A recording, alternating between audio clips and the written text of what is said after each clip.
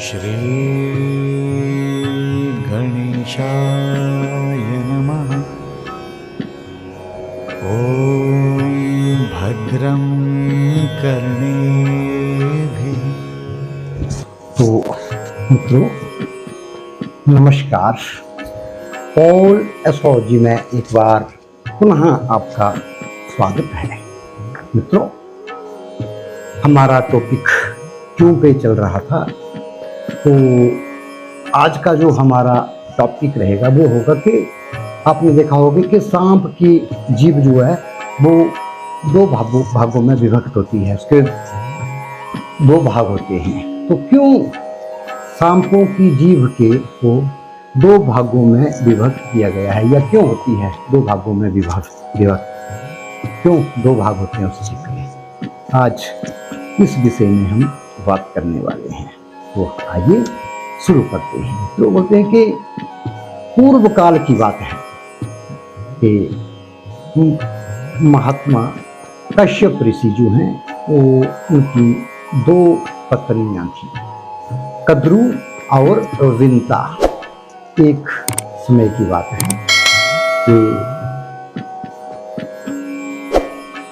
भगवान सूर्यदेव के रथ में जुटे हुए जो घोड़े हैं उनको देख करके कद्रू ने विंता से पूछा कि बताओ भगवान सूर्यदेव के रथ में जो जुटे हुए घोड़े हैं उनका रंग कैसा है। तब विंता बोली कि बहन मैं निश्चित रूप से कह सकती हूँ कि भगवान सूर्य के रथ में जुटे हुए घोड़े सफेद रंग के हैं।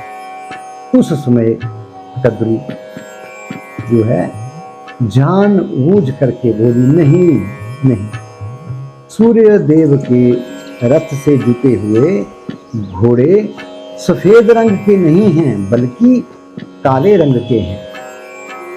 तो इतना कहने के बाद कद्रू बोली कि अगर तुम सफेद रंग की कह रही हो, अगर घोड़े सफेद रंग के हुए तो मैं तुम्हारी दासी बनना स्वीकार करूंगी, और अगर काले रंग के हुए तो तुम्हें जीवन भर मेरी दासी बनना पड़ेगा।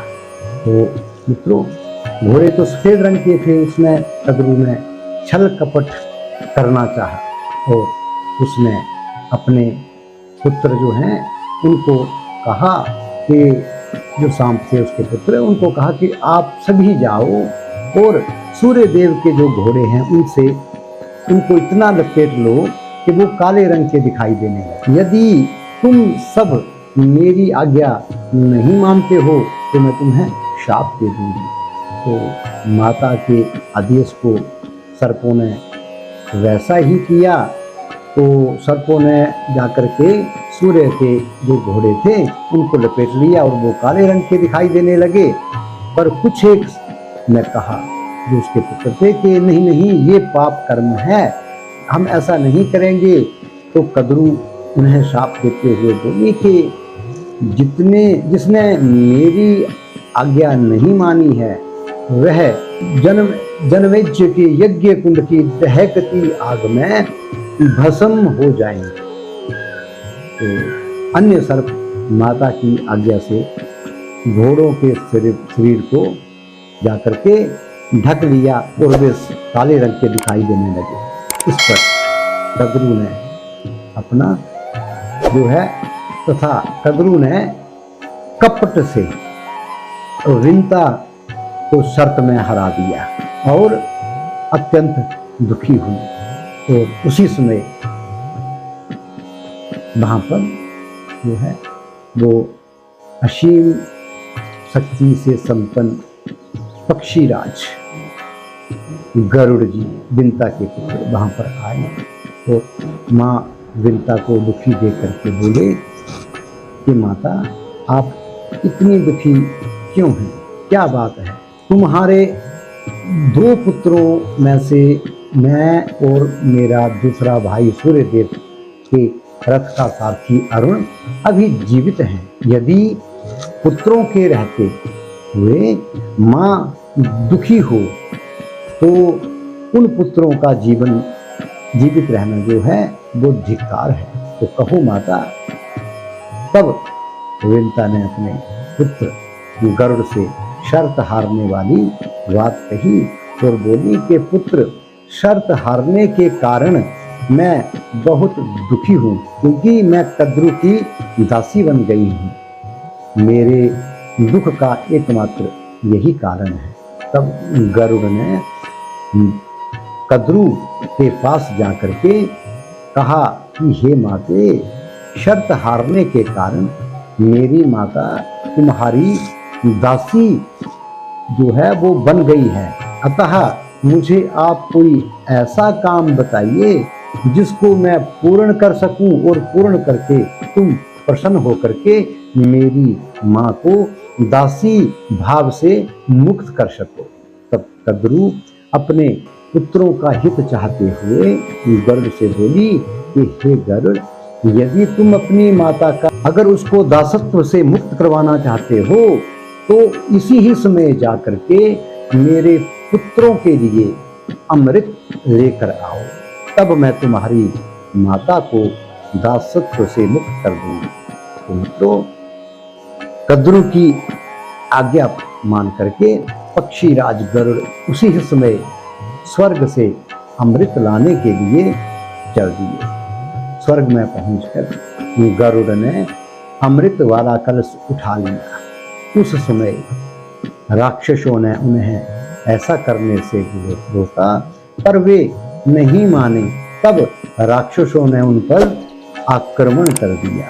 गरुड़ ने अपने विशाल पंखों से आंधी जैसी हवा उत्पन्न की, जिससे सारे राक्षस एवं जो देवता थे वो मूर्छित होकर के वहीं पर गिर पड़े। वो गरुड़ जी अमृत कलश उठाकर उड़ चले। यह देख करके देवराज इंद्र को बड़ा क्रोध आया और उन्होंने सिंहासन से उठ करके गरुड़ को दंडित करने के लिए अपने वज्र को उठाया और उससे ऊपर प्रहार कर दिया।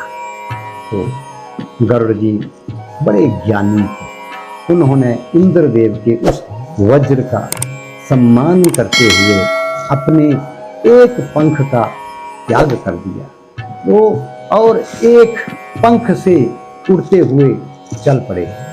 उधर विष्णु भगवान को यह मालूम हो गया कि सर्पों को अमृत देने के लिए गरुड़ जी जो हैं वो अमृत कलश लिए हुए जा रहे हैं। तो उसी ही समय उनके सम्मुख उपस्थित हुए और उन्हें देख करके गरुड़ जी ने प्रणाम किया। तब भगवान हरि बोले कि हे गरुड़ जी, अपनी माता को दासत्व से मुक्त करने के उद्देश्य से आप यह जो अमृत है वो सर्पों को देने जा रहे हो। अमृत पी करके वे सारे अमर हो जाएंगे और धरती पर सभी प्राणियों को बहुत कष्ट देने लगेंगे। तब गरुड़ जी ने कहा कि हे प्रभु, मेरी जो विमाता है यानी सौतेली माता है, उसने मेरी माता को दासत्व यानी दासी बना दिया है। उनको इस दासत्व से मुक्त करने के लिए उन्होंने ये शर्त रखी है।